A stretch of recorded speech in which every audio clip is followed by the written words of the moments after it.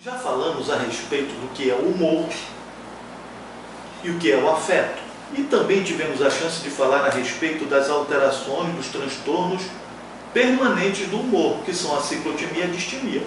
Agora, vamos falar um pouco sobre os transtornos episódicos do humor. São aqueles que acontecem em determinados momentos da vida da gente.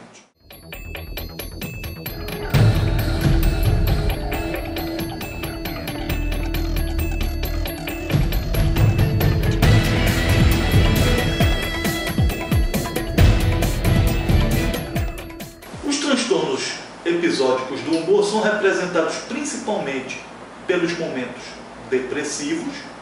São pessoas que têm o transtorno depressivo recorrente, aquelas que têm uma ou mais fases depressivas ao longo da vida, e os transtornos afetivos bipolares. Na verdade, o transtorno afetivo bipolar do humor é uma doença que se caracteriza pela possibilidade que a pessoa tem de oscilar entre o humor mais baixo, que é a depressão, até o humor mais alto, que é a agitação. São pessoas que têm uma grande flexibilidade de alterações no seu humor.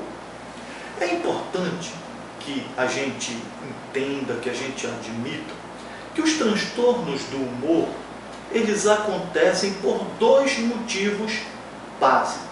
O primeiro, todo mundo que tem o transtorno do humor tem uma predisposição, ou seja, a pessoa nasce com a possibilidade genética de desenvolver a doença. Por que há pessoas que têm a genética para desenvolver uma doença do humor e não desenvolvem, e outras que têm a genética e acabam desenvolvendo?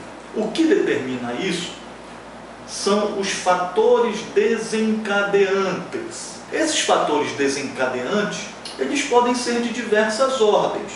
Eles podem ser emocionais, um trauma, um susto, uma perda, um sofrimento, ou até mesmo uma grande alegria, uma grande emoção. Eles podem ser químicos, determinadas substâncias químicas, como as drogas ilícitas, determinados medicamentos, como os imunossupressores, as quimioterapias para o tratamento do câncer, substâncias profissionais, como por exemplo alguns defensivos agrícolas.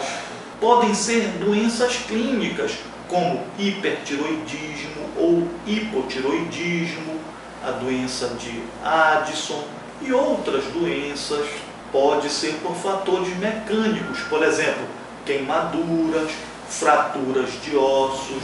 Pode ser por fatores imunológicos, como por exemplo doenças autoimunes e doenças do colágeno.